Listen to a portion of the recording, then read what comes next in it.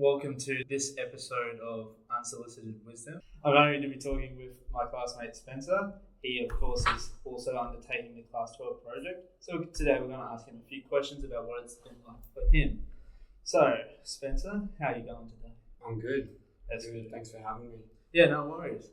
So, I guess the most important thing to start off with is, what is your project? So I am doing music composition, and I'm just learning music software on digitally, so on my laptop, and just what digital sound design looks like. And I'm just trying to move away from simply instrumentation, because I am a piano player and I play a bit of guitar, and I'm trying to kind of push the boundaries of sound, and that's what software, production software offers. So So it's like all digital and all that sort of fun stuff. yeah, so just I can just make my own sounds, and it's all personalized, and whatever I like is what it, how it sounds. Yeah. So yeah. Sounds pretty good.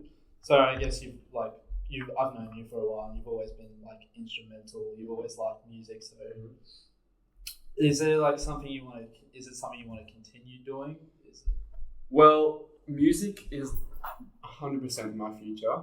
Yeah. But I'm not 100% on which exact road I want to take. Yeah. Because when it comes to the music industry, there's lots and lots of specific jobs. So there's people who just do recording and producing. Then there's people who are professional mixers, and they just make sure sounds are balanced and it's headphone ready and whatever. And then you've got people who master. You've got people who play the instruments, people who write it. There's so many different components that goes into a composition, and they all have their own profession. Yeah. And so I'm kind of doing all of them at once. And I'm just hoping that as I try more and more things, I'll kind of get a proper grasp on what's out there and what I want to continue on as a career path. So it's kind of like you're finding which sort of way you want to go down. Yeah, I'm just trying to try all the paths and then decide in the end which one I want to continue on. But at this stage, I'm kind of into all of it. Yeah. I like every aspect, so I'm kind of conflicted in that sense.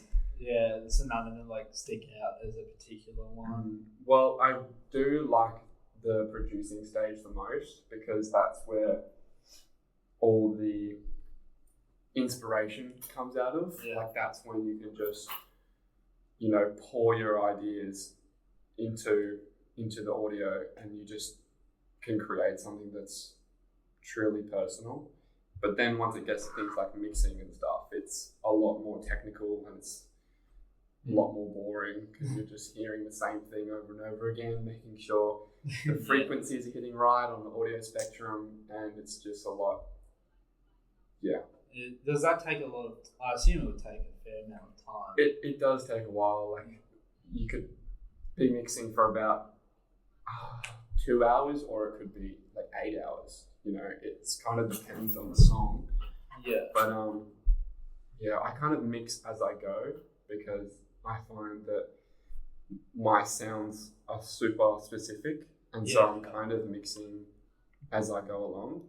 But yeah, it does take a while, and it's definitely the part I struggle with the most, because I get sick of hearing the same thing over and over again. I end up not liking the song because I hear it a million times, and then I never get around to finishing it because I can't get it to sound how I want. You say you don't do it all in one, you get all your beats and stuff. I don't know how it works, but you don't do it all in one go. You listen, and then you're like, oh, I could have this bit there or stuff like that. Yeah, well, basically you get your ideas down, and you just do a bunch of different things, and then you arrange it. So you put all the different sounds and tracks and instruments at the places you want them to be on the song, whether it be verse, chorus, intro, when this piano comes in, if the drum comes in at the same time, things like that, which is called the arrangement. Yeah. And then once the song's laid out and it's a proper 3 or 4 minute song or whatever, how long you want it to be,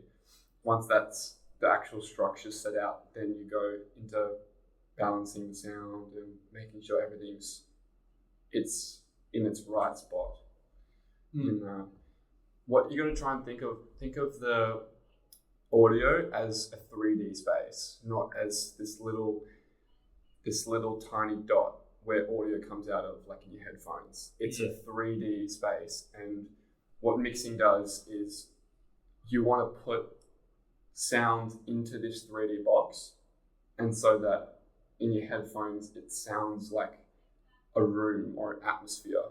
Like think of a hall full of people, and every person is some aspect of the song, some sound, something that's complementing another. So you're almost like capturing almost like a live sort of performance. Yeah, it's like an orchestra of different things, and they all need to work together and be in the right spot for them all for it to be a success. That's really cool. Like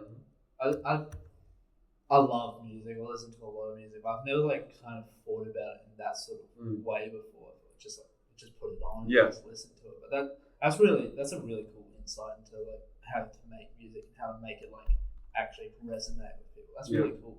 Yeah, no, it's now that I am a producer, it's hard to just listen to music and just sit there and enjoy it. Has it like ruined it for you, where you're like analyzing stuff when you're listening to it? I don't think it's ruined it. I've just like, but yeah, I do analyze it a lot, and I just go, well, why is that there? Or this is cool. Yeah.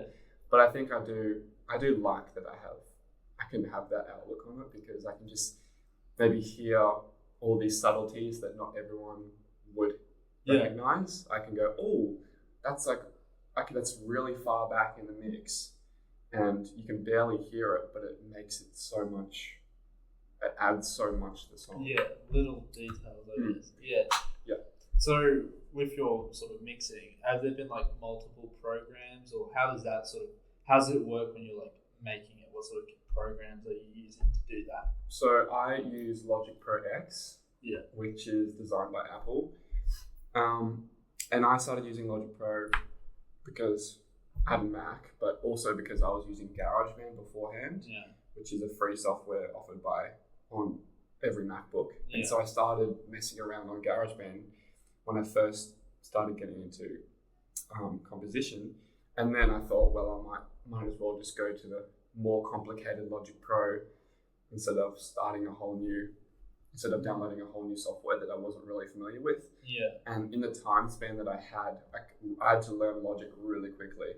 Yeah. So for like a good portion of my project was just learning this new software, because it was similar to GarageBand, but it was so much more advanced. Like GarageBand is free on every MacBook, and Logic Pro is $350. Like 350, but that's like upfront, and you own it forever. And then that's for life. Yeah. Shit, that's still. Mm-hmm. But you do pay for what you get. Like I found that like I was recording podcasts on these sort of weird ones, but I found like once I paid for Audition, it's like way better. Mm-hmm. It just sounds way better. Yeah. So I guess you pay for what you get in that regard. Exactly. So it's worth it. Yeah, GarageBand is definitely the best free software, but Logic Pro is great. Like it's got so much to offer, and it was great for me because I couldn't really shape sound inside GarageBand. Yeah. Like it was the tools and they were just so limited, and Logic Pro just allowed me to just bend audio that I couldn't do in GarageBand, and I could just make it how I want it. You know what I mean? Yeah. Like take a synthesizer, for example. Like I might have the sound on GarageBand and be able to tamper with it a little bit, but on Logic Pro, I'll have 150 knobs that I can change, and then just reshape it how I want. Yeah, that's rude.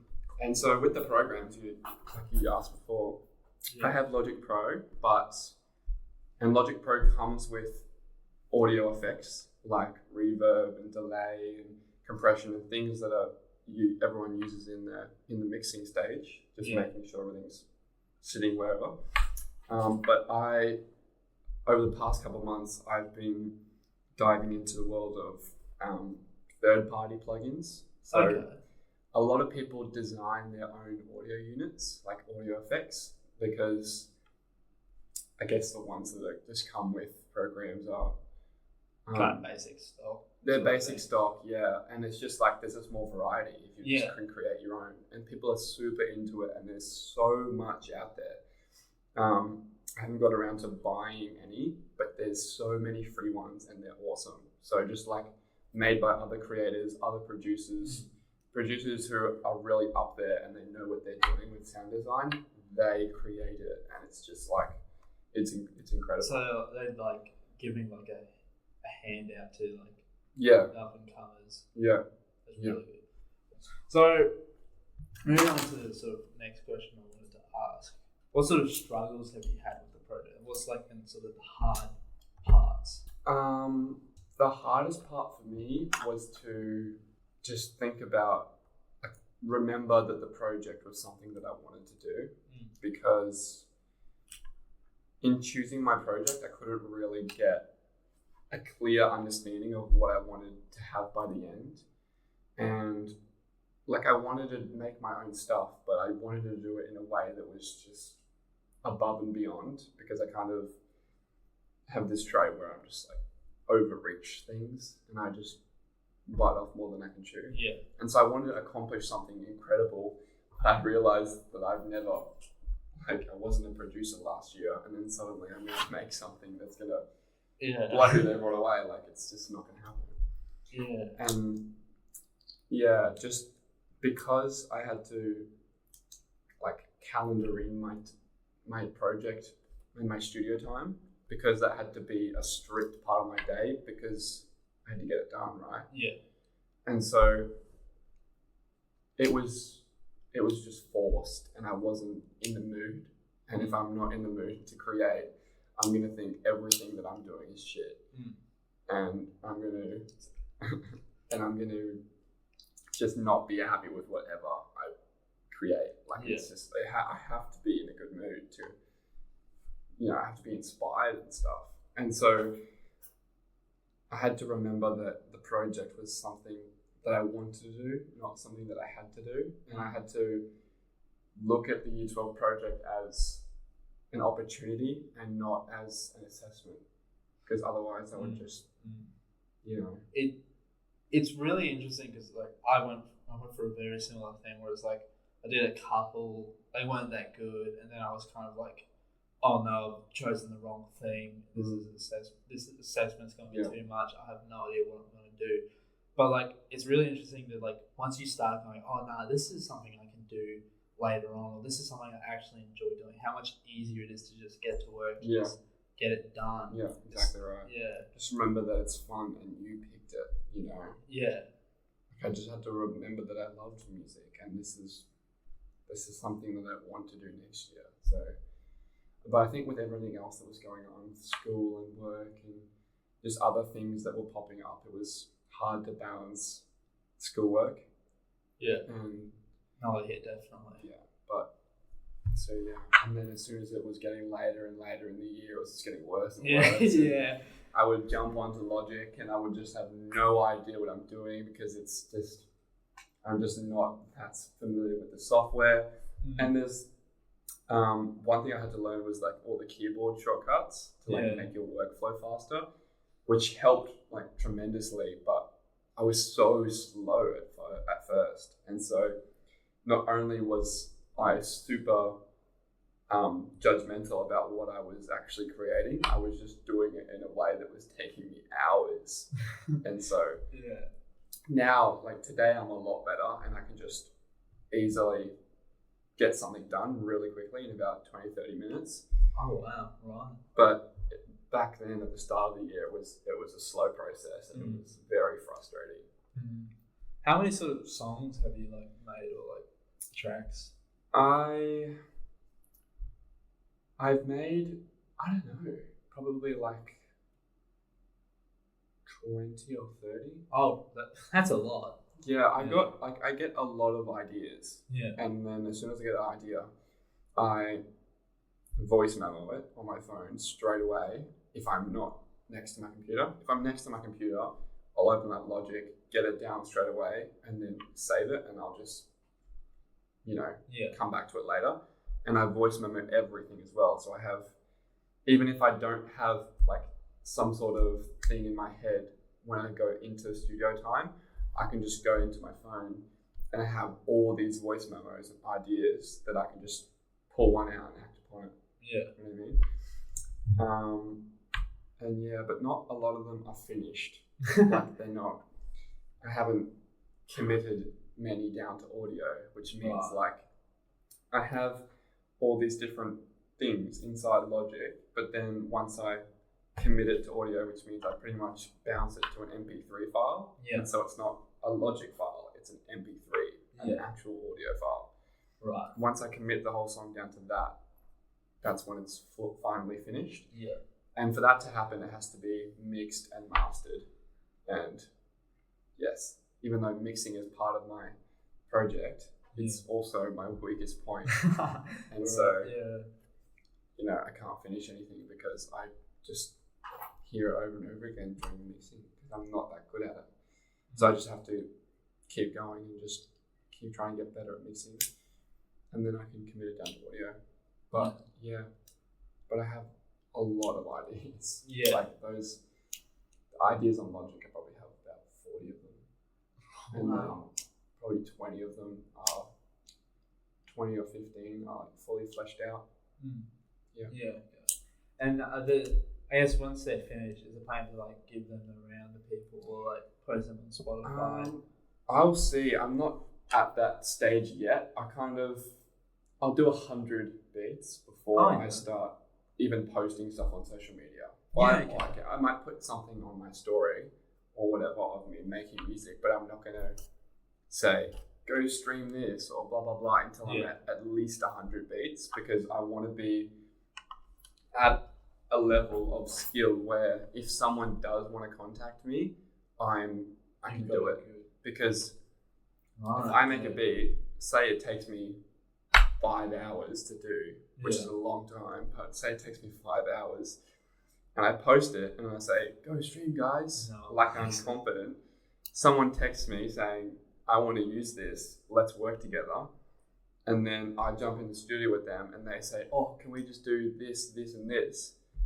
I might be like, have no idea what they're talking about. And then that relationship that could have been incredible is just failed instantly because it's like I'm just not at that level to just be like, yep, I can just nut this out really quick. Yeah. That's actually really smart though, to like get a good portfolio around and get your skills up to scratch. That's quite smart because I feel like a lot of people would dive into it head first and then like have to learn the hard way, but it's that's a good fall for it. Is there like a particular sort of genre that you're going for, a particular vibe, or do you like branch out, try different things? Yeah, I'm constantly trying new things because I think that even though I'm learning, I try and not copy other people's things. There's a lot of advice out there to young producers and beginner producers that they should just copy ideas and steal things from other artists because you're going to have to do that at the start because,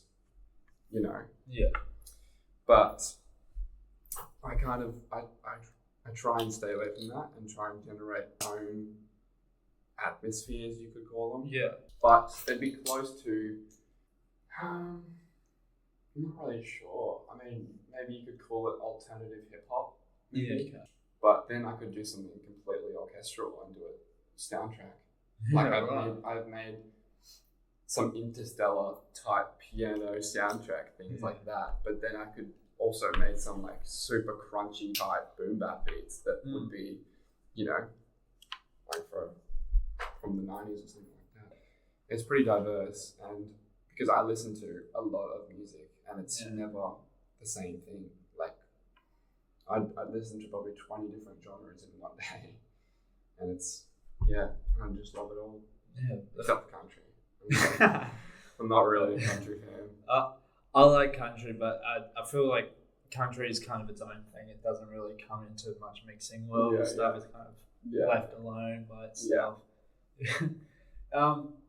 So I guess looking forward to the sort of end of the project, what is the next sort of steps you have to take? What's the end of the plan look like from here onwards?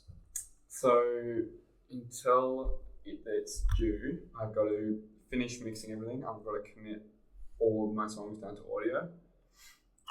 I have made a folder with songs that will possibly be in there, but I just have to arrange them, finish the arrangement, because they're all, most of them are mixed, but, well, not most of them, maybe half of them are mixed, but they're only like a minute and a half long. But I basically just have to copy it over again and just arrange everything so that it's like at least 3 minutes. Yeah. And then once I've done that, I'm pretty much good. Yeah. Okay. And I have to finish other parts of it, like the written document and things like that. That's, to me, that's the like scariest part. Like the stuff you have to do that's like not your project, but it's like the assessment part.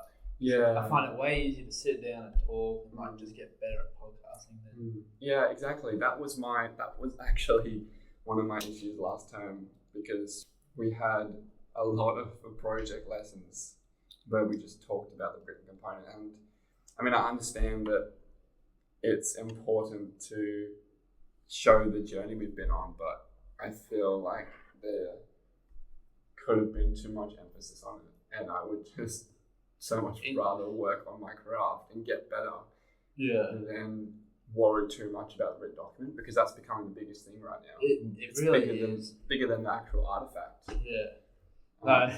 No offense to whoever makes the stuff, but I feel like something that might need to come up in forward discussions for future class 12 is like how to keep a balance of your like working on your project and on the written material, because it's hard to find a balance to keep them both even.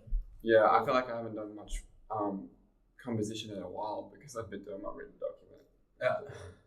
Yeah. I was kind of in the boat where I was like worried about all the written stuff, and I wasn't doing podcasts. When really what I should have been doing is doing the podcast way earlier and then doing the written stuff later. Yeah.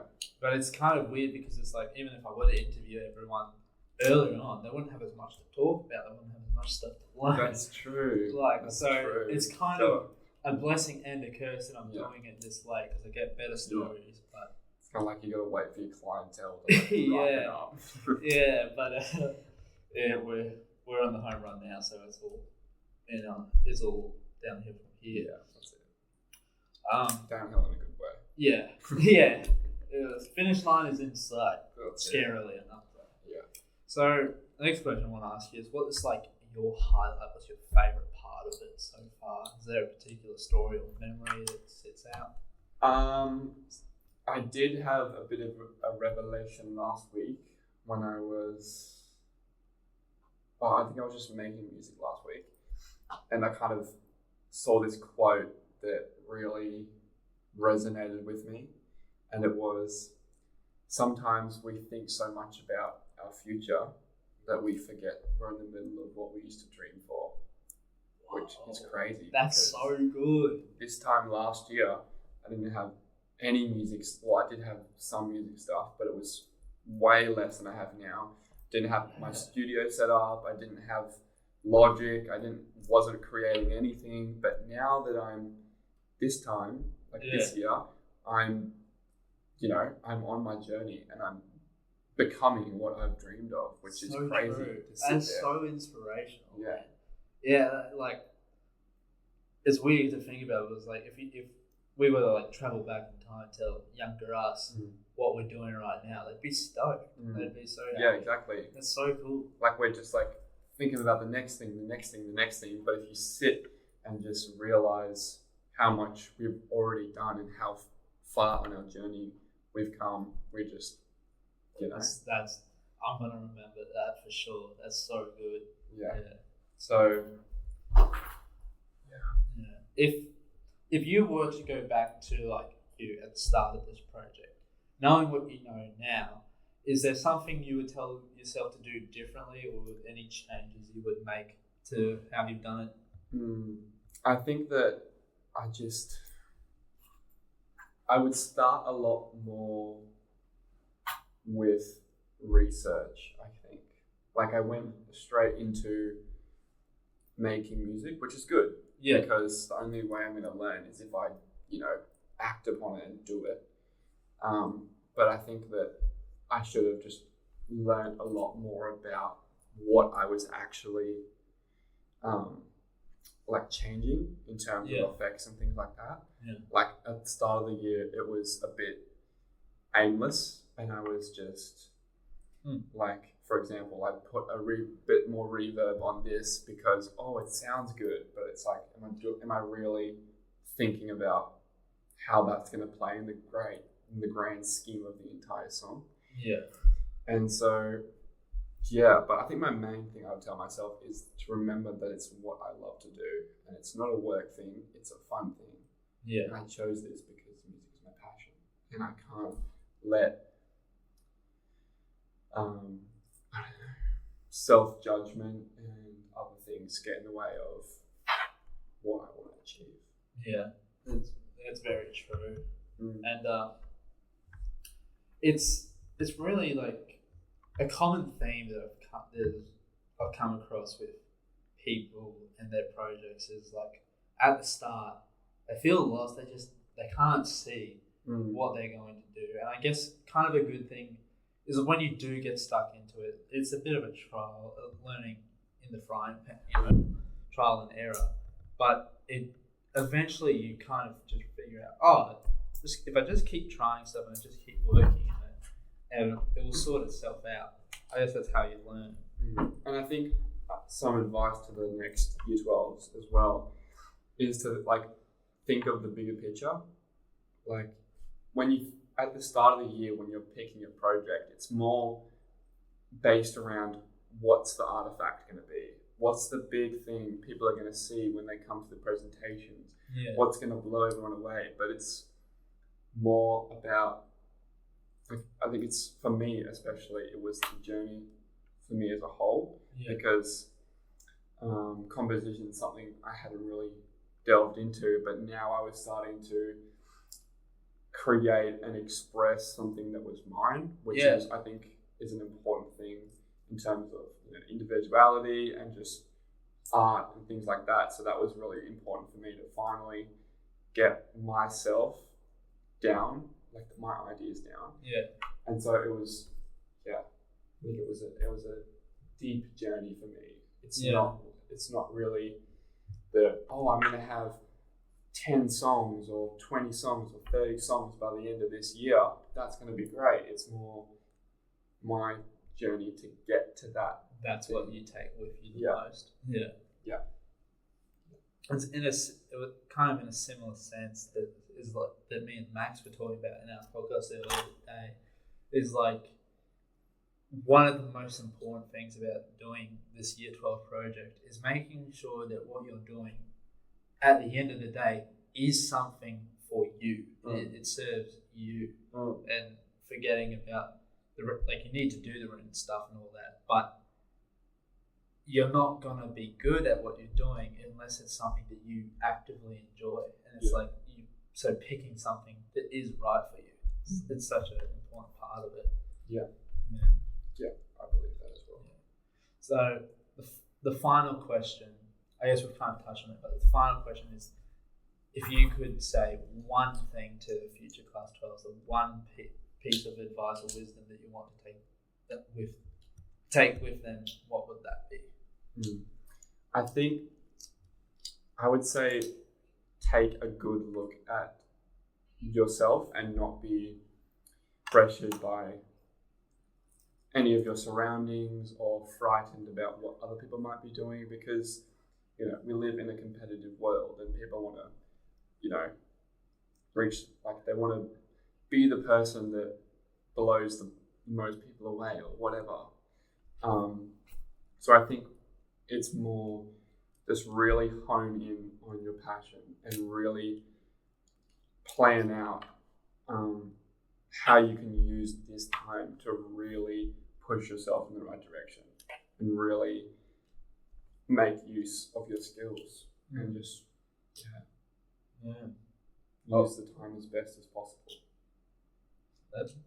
So I guess on that note, we'll leave it there. But thank you for coming. It was a great episode. Thank you. It was my pleasure. Yeah, it was a great conversation. So thank you very much. And I'm sure we'll do podcasts together in the future. Absolutely. Yeah. Sure.